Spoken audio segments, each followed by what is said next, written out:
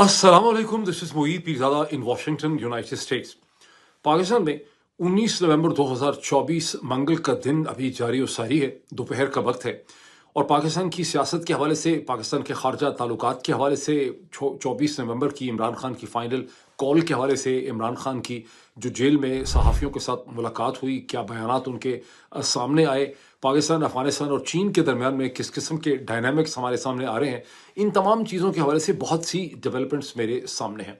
लेकिन यकीन मानिए, इन तमाम डेवलपमेंट से कहीं ज़्यादा अजीब-ओ-गरीब किस्म की, दिलचस्प किस्म की डेवलपमेंट्स यहाँ वाशिंगटन में पाकिस्तान की एम्बेसी में हुई। जब पाकिस्तान के एम्बेसडर जनाब रिजवान सईद शेख साहब जो हैं, एक बड़ी पुरज़ोर किस्म की तकरीर फरमा रहे थे पाकिस्तानी अमेरिकन कम्युनिटी के साथ, उनको लेक्चर दे रहे थे पाकिस्तान की सॉवरेनिटी के हवाले से, अमेरिका के ख़िलाफ़, मगरब के ख़िलाफ़ बहुत बात कर रहे थे। ऐसा लग रहा था कि पाकिस्तान बहुत जल्दी अमेरिका को कर्जा देने वाला है। एंड इस ऐसे वक्त में जब एम्बेसडर साहब एक मुश्किल किस्म की कॉन्वर्जेशन में फंसे हुए थे, उनकी जूम मीटिंग के दरमियान में फुहश पोर्नोग्राफिक वीडियोस चला दी गई।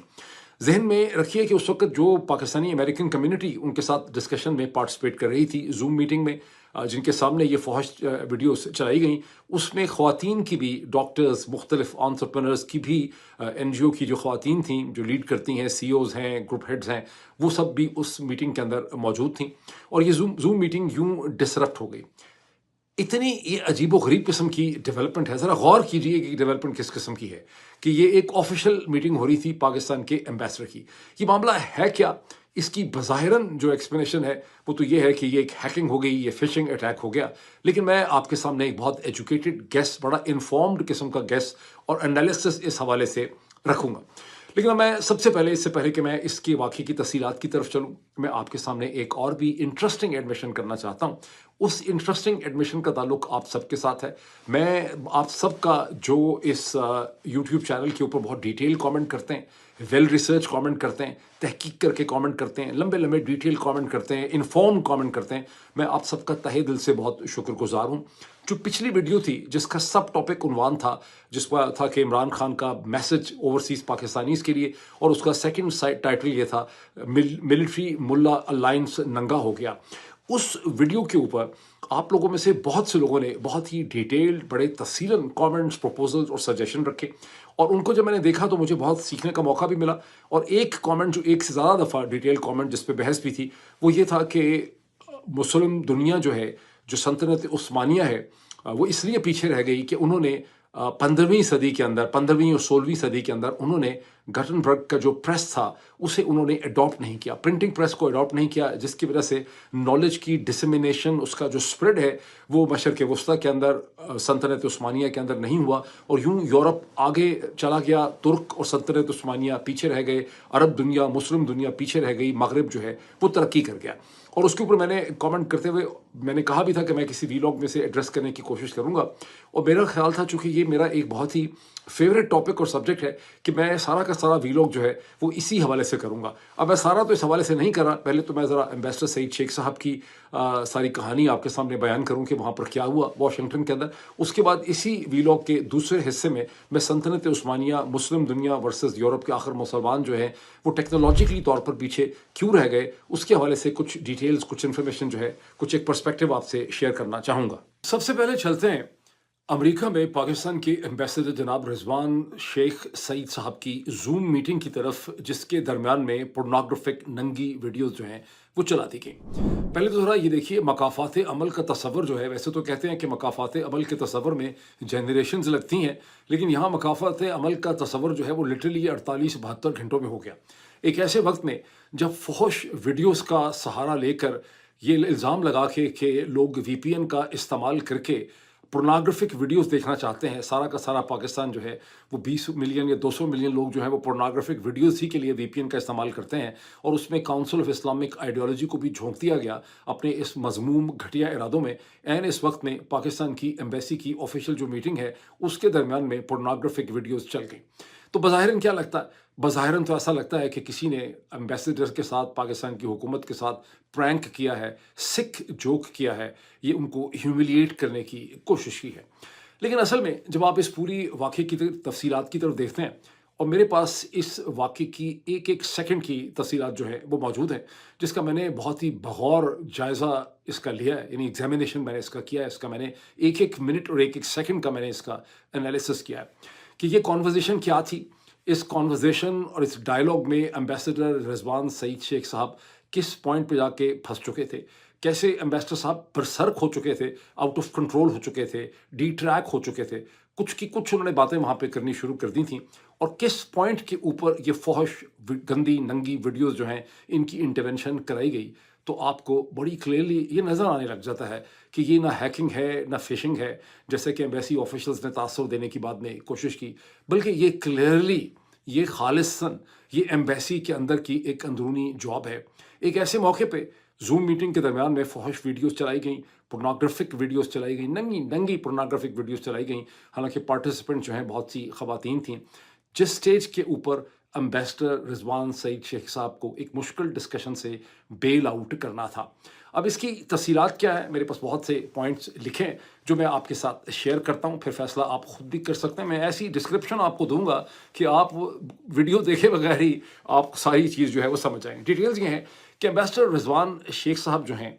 وہ یہاں پر میرا خیال ہے اگست کے مہینے میں تشریف لائے۔ پاکستان میں شریف زرداری عاصم مافیا جو ہے فیشسٹ رجیم، اس کی ریپرزنٹیشن کرنے کے لیے، اور ان کو ایک ایسے وقت میں بھیجا گیا جب اس سے صرف 1.5 2 مہینے پہلے، میرا خیال ہے جون کے اندر، امریکن جو ہاؤس آف ریپرزنٹیٹیو ہے جس کو عرف عام میں کانگریس کہتے ہیں، وہاں ہاؤس ریزولوشن 901 پاس ہوا جس میں 368 ورسز 7 سے پاکستان کے الیکشن کو رد کر دیا گیا، اور بائیڈن ایڈمنسٹریشن کو یہ کہا گیا کہ پاکستان کے اندر الیکشن ٹھیک نہیں ہوئے، اس کی اکاؤنٹیبلٹی کی ضرورت ہے، پاکستان میں رول آف لاء نہیں ہے، اس کی بھی اکاؤنٹیبلٹی کی ضرورت ہے، پاکستان میں ڈیموکریسی ہونی چاہیے، فریڈم آف ایکسپریشن ہونا چاہیے۔ جب یہ ہاؤس ریزولوشن 901 پاس ہوا تو پاکستان میں بھائی لوگوں کو، جرنیل صاحبان کو، جی ایچ کیو کو ایک بہت بڑا جھٹکا لگا، اور اس وقت میں کہ جو پاکستان کے ایمبیسڈر تھے جناب سردار مسعود خان صاحب، جو بڑے منجھے ہوئے ڈپلومیٹ تھے، یہ غالباً دوسری تیسری دفعہ ان کی واشنگٹن میں پوسٹنگ تھی، فوری طور پر 24 گھنٹے کے اندر اندر ان کو اسلامہ پنڈی سے بیسکلی سیک کر دیا گیا۔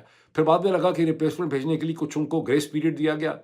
4 ہفتے وہ یہاں رہے، اور ان کی ریپلیسمنٹ کے طور پر ایمبیسڈر سعید رضوان سعید شیخ صاحب اسلام آباد سے، پاکستان سے یہاں پر وارد ہوئے، ان کی آمد ہوئی، اور جب ان کی آمد ہوئی تو اس وقت ان کا جو مینڈیٹ تھا، جو پاکستان کے اخبارات سے اور پاکستان کے سفارتی حلقوں سے پتہ چلا، وہ یہ تھا کہ انہوں نے امریکہ کی کانگریس کو انگیج کرنا ہے، پاکستانی امریکن کمیونٹی کو انگیج کرنا ہے، جو ناراض کمیونٹی ہے اس کو منوانا ہے، اور اس کے بعد سے مسلسل ہر ہفتے بیچارے ایمبیسڈر سعید شیخ صاحب جو ہیں اسی حوالے سے مختلف قسم کی کارروائیاں کرتے اور جد و جہد کرتے ہوئے پائے گئے۔ تو یہ جو میٹنگ تھی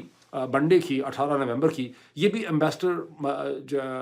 جو سعید شیخ صاحب ہیں، یہ ان کی اسی قسم کی ایک کمیونٹی انگیجمنٹ کی میٹنگ تھی، جس کے شروع میں جب ایک خاتون نے اس کو انٹروڈیوس کیا جو ایک جونیئر ڈپلومیٹ تھیں، تو انہوں نے یہ کہا کہ یہ ایک خالصاً جو ہے ویزا کے حوالے سے، پاسپورٹ کے حوالے سے، کاؤنسلر ایکسیس کے معاملات کے حوالے سے یہ میٹنگ ہوگی۔ تاہم جب ایمبیسڈر صاحب نے کچھ 4 5 6 10 منٹ کا ویٹ کروا کے وہ وہاں پہ اس میٹنگ میں شامل ہوئے پاکستانی امریکن کمیونٹی کو، تو انہوں نے اپنے اوپننگ ریمارکس اور کامنٹس میں یہ کہا کہ آپ کی جو بھی کنسرنز اور ایشوز ہیں آپ میرے سامنے اسٹیٹ کریں، میں بڑی کھل کے، بڑی تفصیل سے، بڑے آنیسٹ اور کینڈیڈ طریقے سے آپ کے ایشوز اور کنسرن کو میں ایڈریس کروں گا۔ بڑے وہ اوور کانفیڈنٹ تھے، اور میں اس کو ایڈریس بھی کروں گا، جس حد تک میں جواب دے سکتا ہوں میں دوں گا، تفصیلات میں بھی جاؤں گا، وقت کی کمی ہے وغیرہ وغیرہ وغیرہ۔ تو باقاعدہ اس کانورزیشن کے لیے غالباً 1.5 2 گھنٹے جو ہیں وہ رکھے بھی گئے تھے۔ تو جب وہ کانورزیشن انہوں نے اپنی تقریر کر لی تو اس ہی آڈینس کے اندر ایک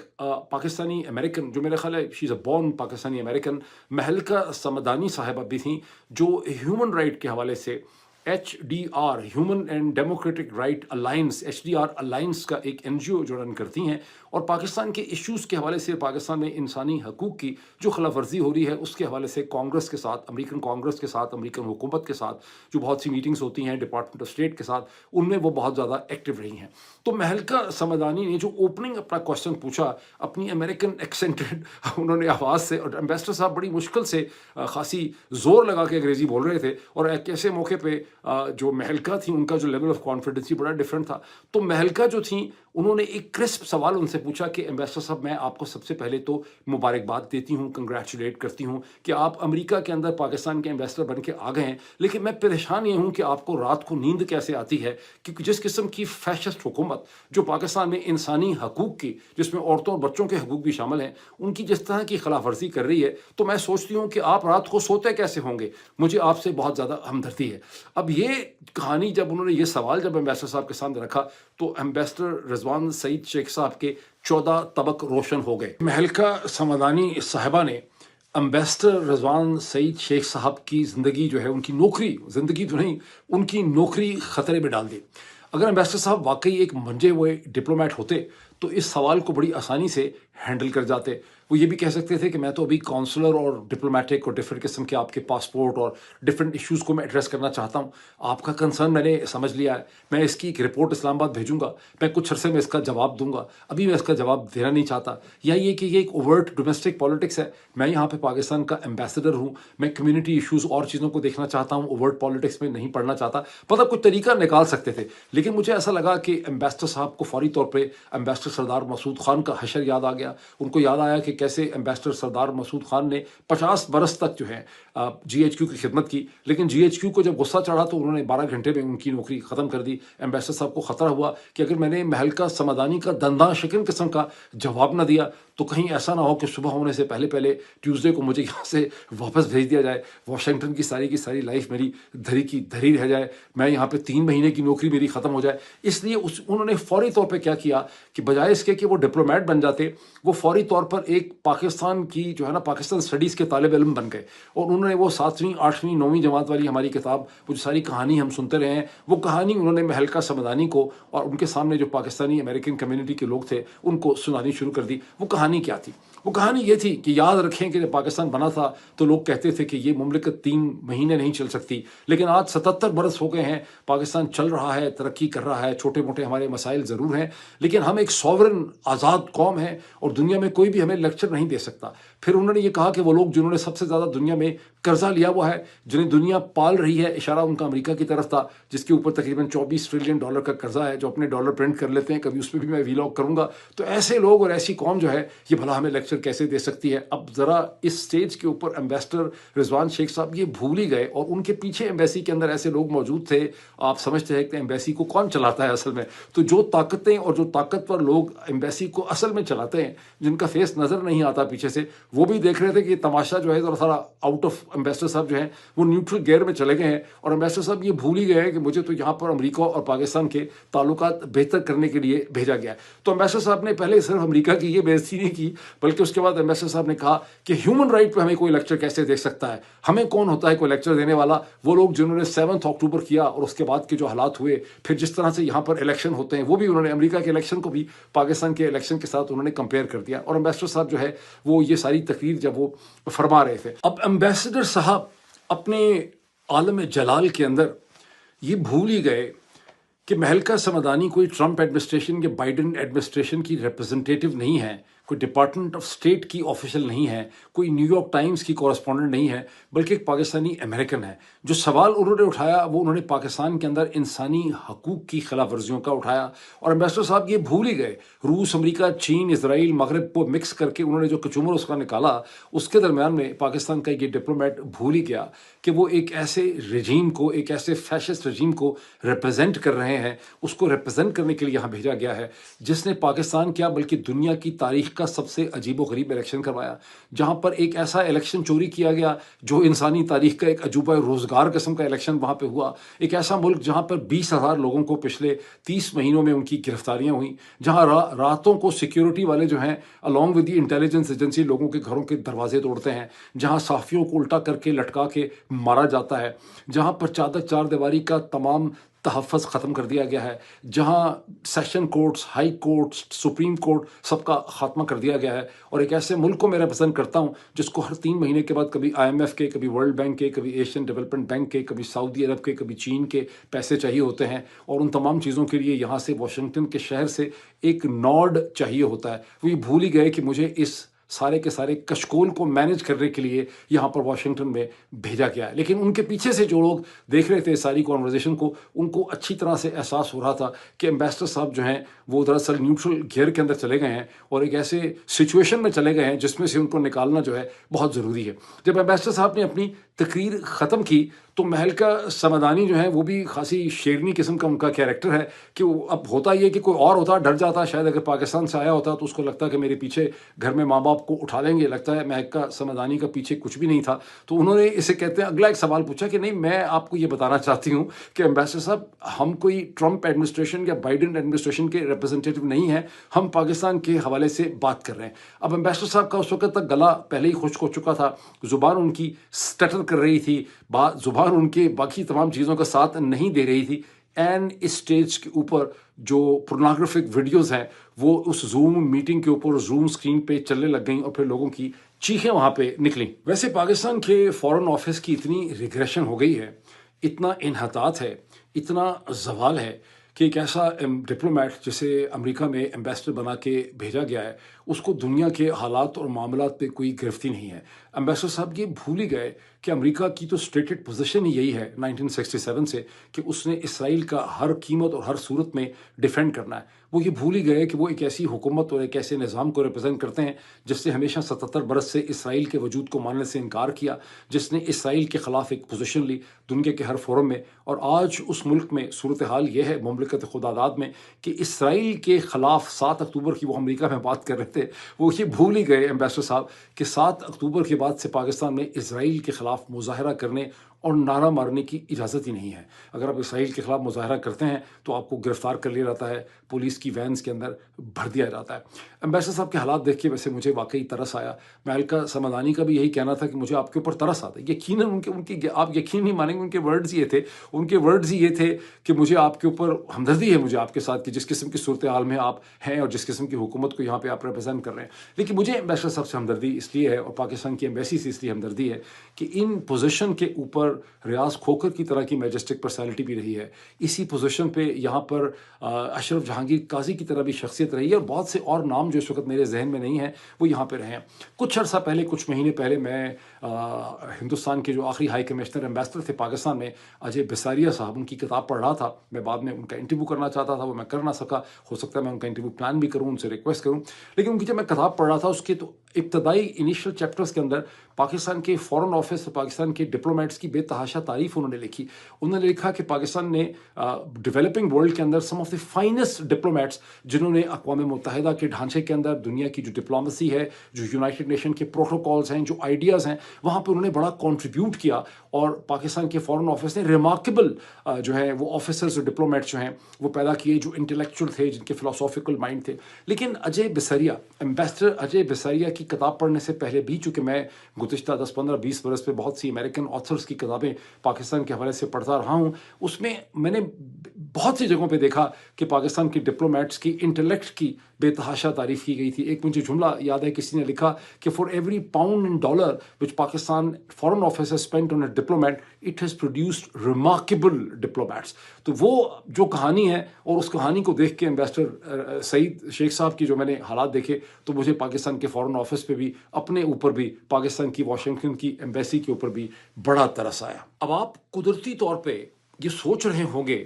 کہ یہ ایک پورنوگرافک ویڈیوز ہی کا حملہ ہوا زوم میٹنگ پہ، نیوکلیر بیلسٹک میسائل کا حملہ تو نہیں ہوا. اس کے بعد کیا ہوا؟ اس کے بعد ہوا یہ کہ کچھ تھوڑی دیر کے وقفے کے بعد یہ میٹنگ دوبارہ ریزیوم ہوئی. وہی خاتون اور ان کے ساتھ ایک اور پاکستانی ینگ ڈپلومیٹ جو اپنے آپ کو ڈاکٹر بتا رہے تھے، وہ وہاں پہ آ گئے. انہوں نے کہنا شروع کر دیا کہ ہم پہ لگتا ہے کہ کوئی فشنگ اٹیک ہو گیا ہے، ہمارے اوپر کوئی ہیکنگ ہو گئی ہے، ہمارے خلاف ایک سازش ہو گئی ہے. اور پھر انہوں نے کہا کہ دراصل یہ میٹنگ جو ہے یہ تو تھی کونسلر ایکسیس کے، کونسلر ایشوز کے حوالے سے تھی، پاسپورٹ اور ویزا کی ایشوز کے حوالے سے تھی. لیکن ایمبیسڈر صاحب جو ہیں وہ مالک ہیں، ایمبیسڈر صاحب سینئر ہیں، وہ ان کی صوابدید ہے کہ وہ کوئی بھی ڈائریکشن جو ہے وہ اختیار کر سکتے ہیں. امپورٹنٹ چیز کیا ہے؟ وہ کہہ تو رہے کہ فشنگ ہو گئی، ہیکنگ ہو گئی، حملہ ہو گیا، کسی نے کر دیا، لیکن تمام سرکمسٹانسز یہ پوائنٹ آؤٹ کرتے ہیں. خاص کر کے پہلی چیز یہ نوٹ کیجئے کہ ساری کی ساری زوم میٹنگ کی مینجمنٹ جو ہے وہ ایمبیسڈر صاحب کی اپنی ٹیم کے پاس تھی. ایمبیسڈر صاحب بیچارے خود تو مینیج نہیں کر رہے تھے، پیچھے ایک ٹیم تھی جو اس کی مینجمنٹ کے لیے رسپانسبل تھی. دوسری چیز جو بہت امپورٹنٹ نوٹ کیجئے کہ اس واقعے کے بعد اصل میں اگر हैकिंग फिशिंग कुछ भी था तो एम्बेसडर साहब वापस आ जाते, 2 जुमले वहाँ पे आके बोलते, कहते कि ये जो कुछ हुआ है इसका हमें बहुत ज़्यादा अफसोस है, और अगर आपके कोई और क्वेश्चंस हैं तो मैं स्टेज के ऊपर ले लेता हूँ, और छोटे छोटे जवाब दे देते। और उसके बाद यह है कि कुछ दिनों के बाद दोबारा एक मीटिंग करेंगे। लेकिन एम्बेसडर साहब वापस आए नहीं। एम्बेसडर साहब क्यों नहीं वापस आए 100% तो मुझे नहीं पता अंदर के एम्बेसडर साहब के माइंड के अंदर या उनके पीछे एम्बेसी में क्या हो रहा था, लेकिन मैं बहुत आपको एजुकेटेड गेस से ये बता सकता हूँ कि जो ताकतें और जो पावर्स और जो ऑफिसर्स एम्बेसी को असल में चलाते हैं वाशिंगटन के अंदर, उन्होंने एम्बेसडर साहब को कहा कि एम्बेसडर साहब आपसे ये पाकिस्तानी अमेरिकन क्राउड और लोग जो हैं ऑडियंस हैंडल नहीं हो रही, चीज़ें ख़राब हो रही हैं, आप ऑलरेडी बहुत लूज टॉक कर चुके हैं, प्लीज़ आप अब इस वक्त ना दोबारा ना जाइए। इसीलिए वो जो खातून थी और जो दूसरे डिप्लोमेट थे उन्होंने बड़ा अच्छा हैंडल किया। उन्होंने बिल्कुल जिस तरह से डिप्लोमेट्स बातचीत करते हैं, उन खातून ने भी, और जो यंग ऑफिसर थे उन्होंने उसी तरह से सिचुएशन को मैनेज किया।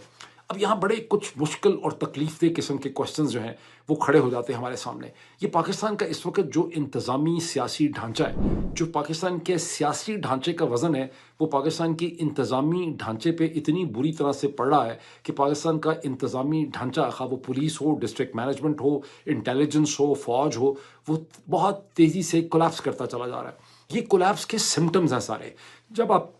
देखते हैं जिस तरह से पाकिस्तान के अंदर इलेक्शन को चोरी किया गया, तारीखी चोरी की गई, जिस तरह से सियासी ढांचे पे कंट्रोल करने के लिए, सियासी मामलात पे काबू पाने के लिए मई 9 का नाटक किया गया, जिस तरह से लोगों के फ्रीडम ऑफ एक्सप्रेशन और एक्सेस टू इंफॉर्मेशन को कंट्रोल करने के लिए ट्विटर को, एक्स को बंद कर दिया गया, मुख्तलिफ हीले बहाने बताए गए, जिस तरह से पोर्नोग्राफी का और इमोरल चीज़ों का, ये दहशत गर्दी का इल्ज़ाम लगा के वीपीएन्स को ब्लॉक और बैन करने की कोशिश की जाती है, जिस तरह से इस नाचीज़ के यूट्यूब चैनल को जैसे ही अपलोड होता है, जैसे ही शुरू होता है, इसके ऊपर ताबड़तोड़ हमले किए जाते हैं इसके एल्गोरिदम को डिस्टर्ब करने के लिए, ताकि इसकी विजिबिलिटी, इसकी रीच, इसका स्प्रेड जो है वो रुक जाए। ये तमाम चीज़ें कि क्या है, ये असरात हैं एक सिस्टम के कोलैप्स के। आगे हम दुआ कर सकते हैं। अभी इतना ही इस हवाले से। अब चलते हैं उस सवाल की तरफ, उस दिलचस्प सवाल की तरफ कि सल्तनत उस्मानिया को ज़वाल क्यों हुआ, तुर्क और सल्तनत उस्मानिया क्यों पीछे रह गई, यूरोप क्यों आगे निकल गया, मुस्लिम दुनिया और बाकी दुनिया क्यों पीछे रह गई, मगरिब क्यों तरक्की कर गया, वहाँ क्यों इंडस्ट्रियलाइजेशन हुई, बाकी सारी दुनिया में इंडस्ट्रियलाइजेशन क्यों ना हो सकी। सबसे पहले मैं आपको ये बात बताना चाहता हूँ कि ये जो हिस्टोरिकल रिसर्च है और री रिसर्च है, ये रिविजनिस्ट हिस्टोरियन है, ये उसके लिए बहुत ही इम्पोर्टेंट सब्जेक्ट है। ये बड़ा इंटरेस्टिंग ऐसा मौजू है जिस पे बेतहाशा रिसर्च हुई है, जिसके ऊपर बेतहाशा रिसर्च हो रही। अगर आप अमेज़ॉन के ऊपर जाएंगे, किंडल पे रिसर्च करेंगे, गूगल पे जाएंगे, तो आपको इस टॉपिक के नीचे waste, Islam, waste and the world, progress, industrialisation, आपको दर्जनों, अगर सैकड़ों नहीं तो आपको बहुत आसानी से दर्जनों बहुत अच्छी लिखी हुई किताबें मिल जाएंगी। कुछ मैं आपको स्क्रीन पे भी दिखाता हूँ। All what you have to do is to research how the waste has one, waste and the world. तो इस टॉपिक के हवाले से कि how the waste has one, why the waste is ruling, why West dominated, why the rest of the world has been left behind, इस हवाले से आपको बहुत ही ज़्यादा वेल रिसर्च किस्म की किताबें मिलेंगी। और ये मेरा बड़ा फेवरेट टॉपिक है। गुज़िश्ता 10 बरस में मैंने इस हवाले से, मेरा ख्याल है, बेतहाशा किताबें, मोनोग्राम्स, पॉलिसी पेपर, एसेज जो हैं वो मैंने पढ़े। अब जो सवाल आप में से एक कमेंटेटर ने उठाया, मेरा ख्याल है उन्होंने अपना नाम भी कोई रखा हुआ है, दूसरी किस्म का अल्फ़ब, उन्होंने कोई सूडोनिम रखा हुआ है, और वो सवाल ये है जो उनका कमेंट है, जिसके नीचे मैंने जवाब भी दिया है। वो उन्होंने ये कहा कि सल्तनत उस्मानिया ने प्रिंटिंग प्रेस जो है उसको अडॉप्ट नहीं किया, और उन्होंने उसकी कम से कम 200, 250, 300 बरस तक उसके ऊपर पाबंदी लगा के रखी। बहुत उन्होंने वेल रिसर्च कमेंट लिखा, और कैसे 18वीं सदी में जाके उन्होंने प्रिंटिंग प्रेस जो है उसको अडॉप्ट करने का फैसला किया, और यूं सल्तनत उस्मानिया के अंदर नॉलेज की डिसमिनेशन नहीं हो सकी। अब इस पर चूंकि बहुत ज़्यादा रिसर्च हो चुकी है, मैं कुछ फैक्ट्स आपके सामने रखता हूँ, फिर मैं आपको एक बहुत इंपॉर्टेंट किताब बताना चाहता हूँ, जिसे आप में से जो भी पढ़ना चाहे वो किताबें हैं, ये किताब है, उसको आप देख सकते हैं। इसमें कोई शक नहीं है कि सल्तनत उस्मानिया के अंदर प्रिंटिंग प्रेस के गिर्द एक कशमकश, एक जद्दोजहद जो है वो रही, और जो सुल्तान बायज़्द दोम है, सुल्तान बायज़्द यल्दरम नंबर 1 वो हैं जिन्हें 1402 में अमीर तैमूर ने शिकस्त देने के बाद एक पिंजरे में बंद कर दिया था, और अमीर तैमूर की कैद में ही उनकी मौत जो है वाक़ हुई। लेकिन उस्मानी जो हैं, सल्तनत उस्मानिया ने बहुत ही तेज़ी से अपनी इस शिकस्त फाश से उन्होंने रिकवर किया, और आपको یاد ہے کہ 1454 میں یا 1453 میں انہوں نے قسطنطنیہ کو بھی فتح کر لیا. تو سلطان بایز II جو ہے انہوں نے 1485 میں ایک ایڈکٹ اور آرڈر ایشو کیا جس میں عربی کی جو اشاعت ہے اور جو پرنٹنگ ہے اسے سلطنت عثمانیہ میں بین کر دیا گیا. اسی طرح سے ایک سیکنڈ ایڈکٹ ہے 16ویں صدی کے شروع میں 1515 میں جو سلطان سلیم نمبر 1 سلطان سلیم 1 جو ہیں ان کا بھی اسی قسم کا ایڈکٹ ہے. اور یہ ساری کی ساری جو پابندی لگائی گئی یہ عربی کی اس وقت سلطنت عثمانیہ کی جو آفیشیل لینگویج تھی وہ ترکش نہیں تھی، وہ انفیکٹ عربک تھی. تو عربک کی جو پبلیکیشن ہے اور سبجیکٹ سارے ان کے عربک تھے، رعایا ان کی عربک بولتی تھی، تو عربک کی پبلیکیشن جو ہے اس پہ پابندی تھی. اور اس کی وجہ یہ بتائی جاتی ہے کہ جو ترکش یا سلطنت عثمانیہ کی ریلیجس اسٹیبلشمنٹ تھی وہ چاہتی تھی کہ نالج کے اوپر اس کا اپنا ایک فرم کنٹرول رہے. یعنی جس طرح سے بھی نالج ڈسیمینیٹ کرتا ہے یا پھیلتا ہے اس کے منبع کے اوپر، اس کے سورس کے اوپر ان کا کنٹرول ہونا چاہیے تاکہ لوگ مختلف طریقوں سے مختلف ڈائریکشن سے نالج حاصل نہ کر سکیں. اب اس کا کمپیریزن کر لیں موجودہ پاکستان کے ساتھ. آپ کا GHQ اور آپ کی سو کولڈ جو ملٹری اسٹیبلشمنٹ ہے وہ کیا چاہتی ہے؟ وہ یہ چاہتی ہے کہ ٹویٹر کے اوپر ہزاروں لاکھوں لوگ خود سے وہاں سے مختلف قسم کی انفارمیشن، پرسپیکٹیو اور نالج حاصل نہ کر سکیں. ہم اس نالج کو جو خاص کر کے پاکستان کے حوالے سے جو نالج ہے ہم اسے کنٹرول کر سکیں. یہ بھی ذہن میں رکھیے کہ آپ کی اسٹیبلشمنٹ کو اردو پہ زیادہ مسئلہ ہے، ان کو انگلش پہ اتنا مسئلہ نہیں ہے. جو سلطنت عثمانیہ کی ریلیجس اسٹیبلشمنٹ ہے اس کو بھی مسئلہ عربی کے ساتھ ہے. اسی سلطنت عثمانیہ کے اندر لیٹن کے اندر یا ہیبریو کے اندر پبلیکیشن کرنے کی اجازت ہے، عربی میں نہیں ہے، بیکاز سبجیکٹ جو ہے وہ عربی سمجھتا ہے، وہ لیٹن نہیں سمجھتا ہے، وہ ہیبریو نہیں سمجھتا ہے، تو اس میں تو جو ہے عبرانی سے اس کو مسئلہ نہیں ہے. تو یہ بھی ہے ان کا ایشو. لیکن اس میں کچھ اور بھی ایشوز ہیں.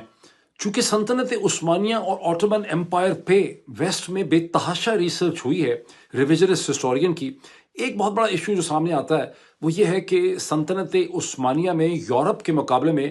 بے انتہا میسو سینٹرلائزیشن ہے. تمام فیصلے استنبول سے یعنی کانسٹینٹینوپل سے ہوتے ہیں. سلطان نے اس کے وزیروں نے تمام فیصلے کرنے ہیں. کوئی ڈی سینٹرلائز فیصلہ سازی کا طریقہ نہیں ہے. جبکہ یورپ میں کوئی اس قسم کی امپائر نہیں ہے. یورپ میں چھوٹی چھوٹی وارنگ فائٹنگ سٹیٹس ہیں جو مسلسل ایک دوسرے سے لڑتی رہتی ہیں، ٹیکنالوجی کے اوپر انویسٹ کرتی ہیں، ان کے سروائیول کا مسئلہ ہے. وہاں ڈیسیجن میکنگ تمام ڈی سینٹرلائز ہے. اور وہاں پر جب پرنٹنگ پریس ہے تو اس کی مختلف سٹیٹس کو ضرورت بھی ہے، اور وہ مختلف سٹیٹس اور مختلف پرنسپلٹیز اور مختلف فائنینشیل انسٹیٹیوشنز پیدا ہو گئے ہیں جو مختلف قسم کی انویسٹمنٹس کرتے ہیں اور اس کا وزن اٹھاتے ہیں. جبکہ ترکی کے اندر چونکہ عربک پریس بہت مہنگا تھا، یورپین لینگویج کے الفابیٹ تھوڑے تھے، عربک کے الفابیٹ زیادہ تھے، سلطان کو وہ کاسٹ بیئر کرنی تھی. سلطان کے لیے اس میں ایک خرچے کا بھی مسئلہ تھا. ریلیجس اسٹیبلشمنٹ کی جو ہیزیٹیشن ہے اور جو ان کی کوشن تھی کہ سوسائٹی اوپن اپ ہو جائے گی، قرآن کریم کے ڈیفرنٹ ورژنز آ جائیں گے، لوگ غلط باتوں میں بلیو کرنے لگ جائیں گے، نالج کا پھیلنا، ڈفرینٹ پرسپیکٹیوز کا آنا جو ہے وہ ریاست اور مملکت کے لیے خطرناک ہوگا. ایگزیکٹلی وہی سچویشن آپ کو اس وقت جو ہے وہ پاکستان میں نظر آتی ہے. میں آج اس ٹاپک کا ایک طرح سے اس بحث کا میں نے آغاز کیا ہے. میں آپ کے اس کے اوپر کامنٹس دیکھوں گا. اب میں آپ کو ایک آتھر کا نام یہاں پہ دینا چاہتا ہوں جن کو میں نے بہت پڑھا ہے، اور میں سمجھتا ہوں کہ اگر آپ سلطنت عثمانیہ اور ویسٹ ورسز ایسٹ کے امپورٹنٹ ایشوز کو سمجھنا چاہیں تو ایک American scholar by the name of Bernard Lewis جن کی ڈیتھ ہوئی ہے ابھی 2019 میں جب یہاں پہ آیا تو میرا خیال تھا کہ میری ان سے ملاقات ہو سکے گی. کولمبیا یونیورسٹی میں کبھی ان سے ملاقات ہوئی تھی، لیکن انہوں نے ترکی کے آٹومن کے ایشو کے اوپر، ایسٹ اینڈ ویسٹ کے ایشو کے اوپر، آٹومن امپائر کے ایشو پہ، اس کے ڈکلائن پہ، ماڈرن ٹرکی کے رائز کے اوپر، ٹرکش نیشنلزم پہ انہوں نے بہت زیادہ ریسرچ کی. ٹرکی ان کا پرنسپل سبجیکٹ تھا. ان کی ایک کتاب what went wrong, I think what went wrong in کی کتاب تھی جو میں نے بہت پہلے پڑھی. اس میں انہوں نے ایک بہت امپورٹنٹ ریزن دیا سلطنت عثمانیہ کے ڈکلائن کا، اور وہ ریزن اس ریزن سے بالکل مختلف ہے. جب میں نے ان کی کتاب پڑھی تو اس وقت ہمیں اپنے اسکول کالج میں یا پاکستان میں یہ تاثر تھا کہ سلطنت عثمانیہ کا زوال اس لیے ہوا کہ وہ اچھے مسلمان نہیں رہے تھے، وہ عیاش ہو گئے تھے، وہ عورتوں کے چکر میں، ناچ گانے کے چکر میں، شراب میں پڑ چکے تھے، کمپلیسنسی کا شکار ہو چکے ہوئے تھے، کاہل ہو چکے تھے، وغیرہ وغیرہ سو آن. جس طرح سے ہمیں مغلوں کے بارے میں جو کہانی جو ہے وہ سنائی جاتی ہے سرکاری ٹیکسٹ بکس میں سے، تو اسی قسم کی چیزیں ہمیں سلطنت عثمانیہ کے حوالے سے بھی بتائی گئیں ہمارے کورسز کے اندر. برنارڈ لیوس کی کتاب میں نے ایک بہت انٹرسٹنگ چیز پڑھی. وہ چیز یہ تھی کہ جب 15ویں صدی کے آخر میں اور 16ویں صدی کے شروع میں اسپینش نے، کولمبس نے امریکہ کا روٹ جو ہے، لاطینی امریکہ کا روٹ ڈسکور کیا، تو ایک ایسا نیا ٹریڈ روٹ یورپینز کے ہاتھ میں آ گیا جو آٹومنز کی ملٹری لینڈ پاور کے کنٹرول اور تسلط سے باہر تھا. اور آٹومنز کا جتنا ریونیو تھا، ان کا جو ٹیکس ریونیو تھا، وہ میڈیٹرینین یا کراس میڈیٹرینین ٹریڈ کے اوپر تھا. اور جو ہندوستان سے اور جو چین سے یورپ کا ٹریڈ تھا، جو افریقہ اور میڈیٹرینین کا ٹریڈ تھا، وہ سارے کے سارے ٹریڈ کے اوپر آٹومن ملٹری مشین، جو بیسیکلی طور پہ ایک لینڈ ملٹری تھی، لینڈڈ ملٹری مشین تھی، لینڈ ملٹری مشین تھی، وہ بیٹھی ہوئی تھی، وہ بے تحاشا ریونیو اکٹھا کرتی تھی. جب یورپینز کو پیسہ کمانے اور ویلتھ جنریشن کے نئے روٹس مل گئے، جیسے پرتگالیوں کو ملے، پورٹوگیز کو اور اسپینش کو ملے، ان کے دیکھا دیکھی انگریزوں کو مل گئے، تو آٹومنز کی جو ویلتھ جنریشن ایبلٹی تھی وہ کم ہو گئی. جب ویلتھ جنریشن ایبلٹی کم ہوئی تو ان کی جو ایبلٹی تھی اپنی ملٹری مشین میں اور اپنے سسٹم کو انوویٹ کرنے کی، نئی ٹیکنالوجی پیدا کرنے کی، اس کو انڈکٹ کرنے کی، وہ کم ہونے لگ گئی. اور یہ وہ چیز ہے جو 17ویں صدی کے بعد سے ان کی کمزوری کا باعث بننے لگی. پر میں نے کہا کہ میں نے اس ڈیبیٹ کا آغاز کیا، میں چاہتا ہوں کہ آپ لوگ دیکھیں، آپ کے جو بھی کامنٹس ہوں گے، پھر میں اس کے اوپر مزید جب موقع ملے گا اس ڈیبیٹ کو لے کر ہم آگے چلیں گے. ابھی اتنا ہی، پھر آپ سے ملاقات ہوتی ہے. Thank you.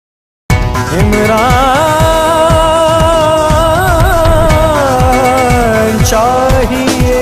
کبھی میں کسی کے سامنے جھکاؤں اور نہ وہ اپنی قوم کو کسی کے سامنے جھکنے دے گا. ہر بشر کی آنکھ کو ایک خواب چاہیے،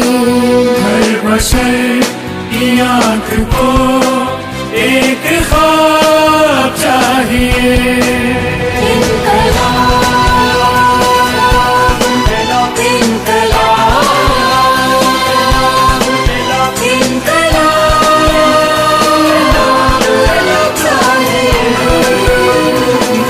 مولانا رومی نے کہا کہ اللہ نے جب تمہیں پاتی ہیں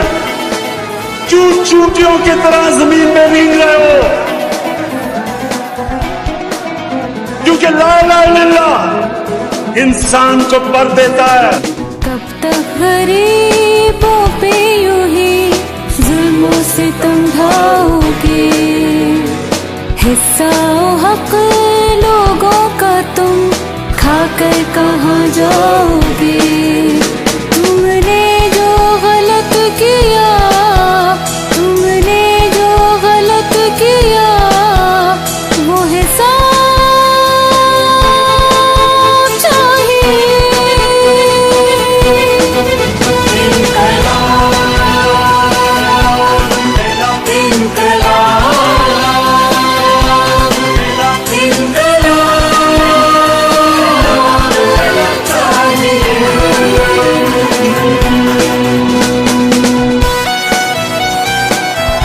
سیاست کی بات نہیں کر رہا، میں حقیقی آزادی کی بات کر رہا ہوں، میں جہاد کی بات کر رہا ہوں. تم بھی کسی اس دیس کو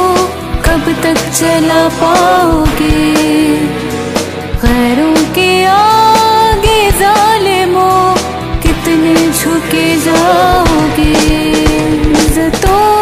کی زندگی، عزتوں کی زندگی کا نصاب چاہیے.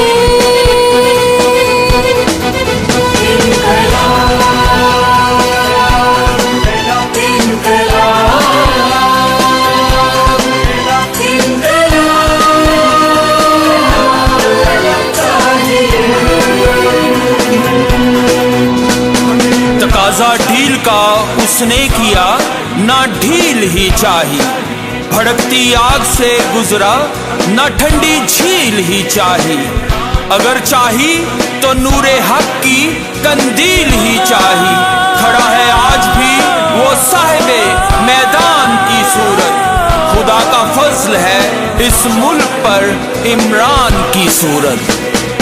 عمران کا دور آئے گا، ترقی وطن پائے گا. خواہی لٹی ہر مال کو واپس دلا پائے